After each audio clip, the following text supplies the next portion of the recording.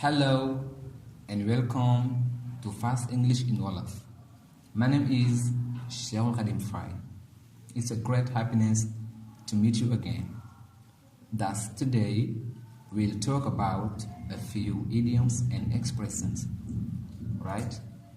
Mbokk yi ñu leen di ziar bu baax di amaat contentement ci daje ak yéen. Suñu leçon tey mooy partie bi ñu tuddee anglais Nèna. Anglais Nèna bu ñu ko waxee moo di ay léebu lay doon comme ni ñu amee ci wolof ñu ne wolof njaay nee na lu mel noonu dafa am ci anglais kon ñu taaxee la tuuti ñu ñëw ci leçon bi.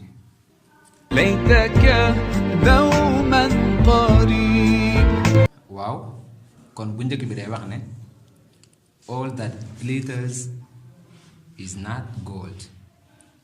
All that glitters is not gold. Du loo gis muy leer xati rek or la. mën naa tolloo lu olof njaay naan du lépp luy ron rek miskit la mooy du lépp loo gis muy rafet rek lu baax la. ñu amaat ci beneen bi anglais nee na as you sow you shall reap.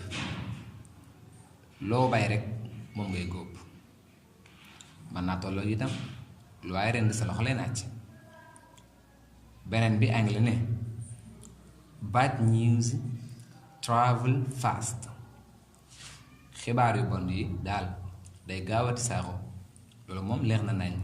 masalan boo defee tey njuumte day gaawati saaro nit ñëpp dañ koy siiwal ci diggante bu gàtt mu siiw gis nañ ko bu baax.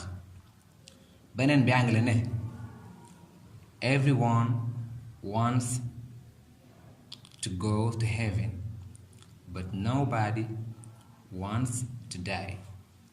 ñépp a bëgg a dem àjjana waaye kenn bëggul dee.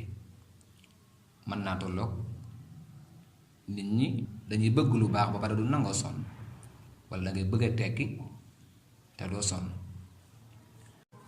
anglais nee na the pen is mightier than sword.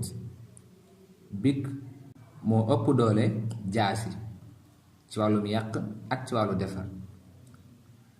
ndax exemple mën ngaa toog fi nga toog bind dara mu war àdduna bi yépp yàq ko wala nga toog fi nga toog bind dara mu changer lu baree bari lu baaxul woon kon moo ëpp doole ka jaasi. kon mbokk yi ñu ngi leen di sant bu baax a baax a baax di am contentement bu baax fa la yem ak yéen. Asalaamaaleykum wa rahmatullahi taala wa barakaatu.